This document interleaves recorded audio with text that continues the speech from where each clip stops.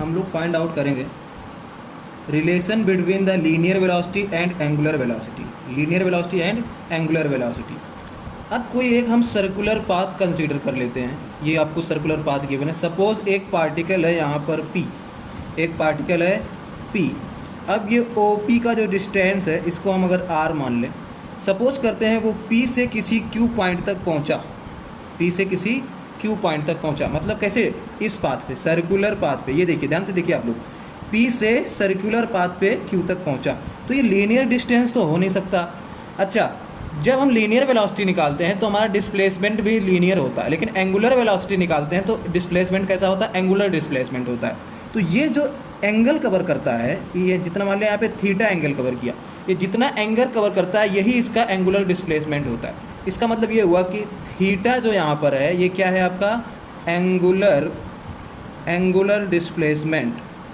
जो आपका थीटा है, ये थीटा यहाँ पर एंगुलर डिस्प्लेसमेंट, थीटा क्या है, एंगुलर डिस्प्लेसमेंट। अब सपोज करते हैं इसने यहाँ से यहाँ तक कुछ s डिस्टेंस ट्रेवल किया, कहाँ से, P से Q तक, इस पाथ पे। तो ये एक आर्क है, अगर आप ध्यान से देखें तो PQ है क्या, PQ एक आर्क है। तो हम यहाँ पे क्या लिखेंगे, हियर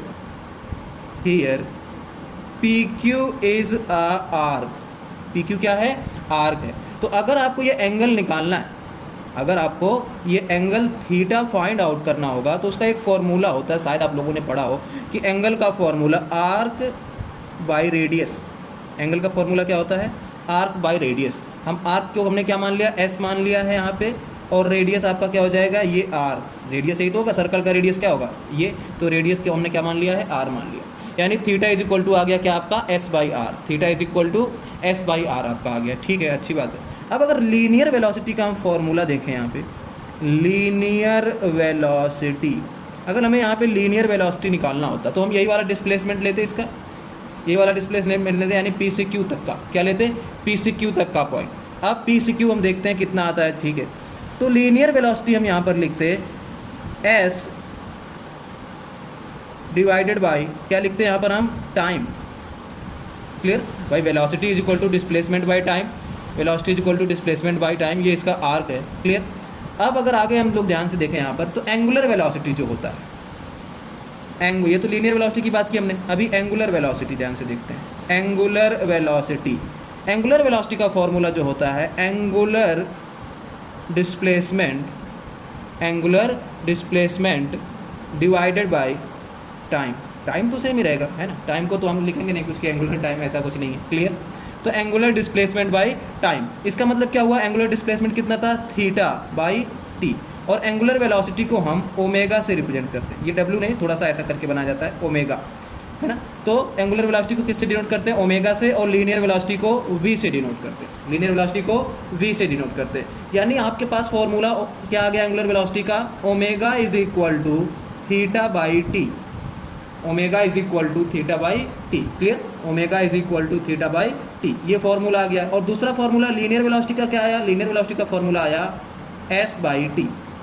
लीनियर वेलोसिटी का फॉर्मूला क्या आया, एस बाई टी। अच्छा, एस का फॉर्मूला अगर हम यहाँ से निकालना चाहें तो यहाँ से निकाल सकते हैं, ये देखिए, ध्यान से देखिए, एस का फॉर्मूला यहाँ से कैसे, एंगल इज इक्वल टू होता है arc by radius, arc by arc, यहाँ पे एस है, यानी एस इज इक्वल टू क्या हो जाएगा, R into theta, S is equal to R into theta. तो हम यहाँ पे लिख सकते हैं here arc S is equal to R into theta, arc S is equal to R into theta.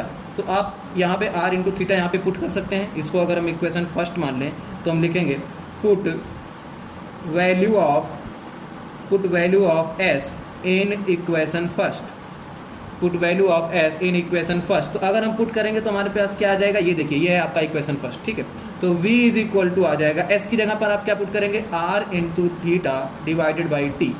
अच्छा, r into theta divide by T जैसे आप पुट करेंगे तो थीटा बाई टी होता है क्या है, ये देखिए, थीटा बाई टी क्या होता है, angular velocity. Theta by T क्या होता है, एंगुलर वेलोसिटी। तो आप लिख सकते हैं v is equal to R into omega, v is equal to R into omega. इसी का अगर आप वेक्टर फॉर्म लिखना चाहें, इसी फॉर्मूले का अगर आप वेक्टर फॉर्म लिखना चाहें, वेक्टर फॉर्म, तो वेक्टर फॉर्म क्या होता है आपका, वेक्टर फॉर्म कुछ इस तरह से, अगर आप इसी का वेक्टर फॉर्म लिखना चाहेंगे तो वेक्टर फॉर्म ऐसे लिखेंगे, कैसे, v vector is equal to, इसको पोजीशन वेक्टर बोला जाता है, डिस्प्लेसमेंट ये जो रेडियस होता है इसको पोजीशन वेक्टर बोला जाता है, इनटू ये क्रॉस आएगा, क्या आएगा आपका, ओमेगा वेक्टर। क्या आएगा, ओमेगा वेक्टर। तो ये फॉर्मूला आपका किसका हो जाएगा, ये हो जाएगा आपका लीनियर वेलोसिटी। यानी आपके पास क्या आ गया, देखो ये लीनियर वेलोसिटी, ये एंगुलर वेलोसिटी, इसका मतलब क्या हुआ कि हमारे पास एक रिलेशन आ गया लीनियर वेलोसिटी और एंगुलर वेलोसिटी का। क्लियर, समझ में आया आप लोगों को। अब देखिए यहाँ पर ये जो वेलोसिटी ऐसा हमने क्यों बना रखा है, ये इस पर वेक्टर बना सकते हैं, क्यों, क्योंकि इसके पास डायरेक्शन होता है। जब ये पार्टिकल यहाँ पहुँचेगा तो ये इधर जाना चाहेगा, लेकिन क्या करेगा, ऐसे मूव होना पड़ेगा उसको। यहाँ पहुँचेगा तो इसकी लीनियर वेलोसिटी इधर होगी, लेकिन एंगुलर वेलोसिटी, तो ये जो एंगल पे मूव करता है ऐसा, ये जो ऐसे मूव कर रहा है किसी एंगल पे जो मूव कर रहा है, इसको हम बोलते हैं क्या, एंगुलर वेलोसिटी। इसको एंगुलर वेलोसिटी बोलते हैं और इसको क्या बोलते हैं, लीनियर वेलोसिटी।